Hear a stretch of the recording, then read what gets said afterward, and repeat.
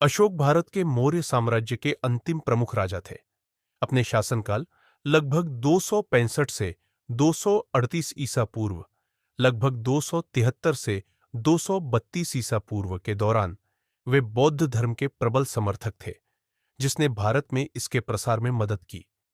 कलिंग पर अपनी विजय के बाद, लेकिन भारत के पूर्वी तट पर क्रूरतापूर्वक अशोक ने धर्म द्वारा विजय के लिए सशस्त्र विजय को त्याग दिया। उनका शासनकाल, जो 273 ईसा पूर्व से 232 ईसा पूर्व तक चला, भारत में सबसे समृद्ध समय में से एक था। अशोक साम्राज्य आधुनिक अफगानिस्तान और पश्चिम में फारस के कुछ हिस्सों से लेकर पूर्व में बंगाल और असम और दक्षिण में मैसूर तक फैला हुआ था, और इसमें भारत, दक्षिण एशिया और उससे आगे के बड़े हिस्से शामिल थे। बौद्ध स्रोतों के अनुसार अशोक एक क्रूर और निर्दयी शासक था, जिसने कलिंग की लड़ाई के बाद अपना हृदय परिवर्तन कर लिया था, जो एक क्रूर युद्ध था। संघर्ष के बाद उन्होंने बौद्ध धर्म अपना लिया और अपना जीवन इस धर्म की शिक्षाओं को फैलाने में समर्पित कर दिया। वह एक दयालु शासक के रूप में प्रसिद्ध हुए। उन्होंने अपनी सरकार को अपने लोगों को समान मात्रा में भूमि प्रदान करने का निर्देश दिया। एक राजा के रूप में उनके दयालु रवैये के लिए उन्हें देवानाम प्रिय प्रियदर्शी की उपाधि से सम्मानित किया गया।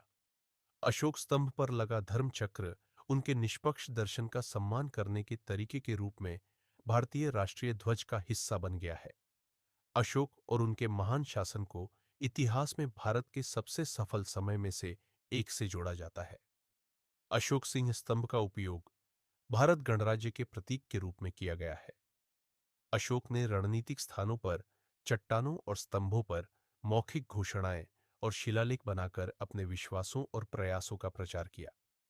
ये शिलालेख चट्टान और स्तंभ प्रणाली, उदाहरण के लिए सारनाथ में पाया गया शेर की राजधानी, जो भारतीय उपमहाद्वीप का प्रतीक बन गया है, आमतौर पर उनके शासनकाल के विभिन्न वर्षों के दौरान लिखे गए थे, जिसमें उनके विचारों और कार्यों के बारे में बयान शामिल है, जो उनके जीवन और कार्यों के बारे में जानकारी देते हैं।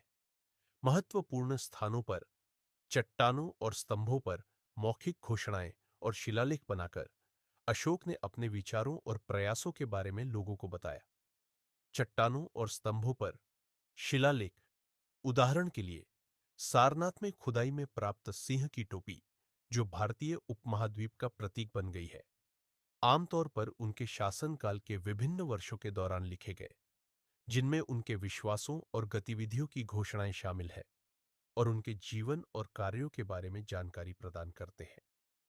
अशोक ने रणनीतिक स्थानों पर चट्टानों और स्तंभों पर मौखिक और लिखित घोषणाएं करके अपने सिद्धांतों और प्रयासों के बारे में लोगों को बताया। चट्टानों और स्तंभों पर निर्देश अक्सर उनके शासनकाल के विभिन्न वर्षों के दौरान लिखे गए थे और उनमें उनके विश्वासों और गतिविधियों के बारे में घोषणाएं शामिल थी। साथ ही उनके जीवन और कार्यों के बारे में जानकारी भी शामिल थी। उदाहरण के लिए सारानाटी में खुदाई की गई शेर की राजधानी, जिसे सारनाटी में खुदाई की गई है। मानव और पशु अस्पतालों की स्थापना, सड़क के किनारे पेड़ और झाड़ियां लगाना, कुएं खोदना, सिंचाई केंद्र और शौचालयों का निर्माण उनकी सार्वजनिक गतिविधियों में से एक था। सार्वजनिक लापरवाही से निपटने और पशु क्रूरता को रोकने के लिए भी आदेश जारी किए गए थे। अशोक की मृत्यु के बाद मौर्य राजवंश का विभाजन हो गया और उनके प्रयासों को छोड़ दिया गया। उनके लक्ष्यों और उच्च मानकों के कारण उनकी विरासत बढ़ती जा रही है।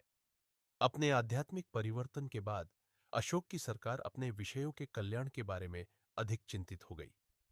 अशोक से पहले मौर्य राजाओं द्वारा स्थापित विचार का पालन करते हुए सम्राट कुलीनों पर शासन करता था।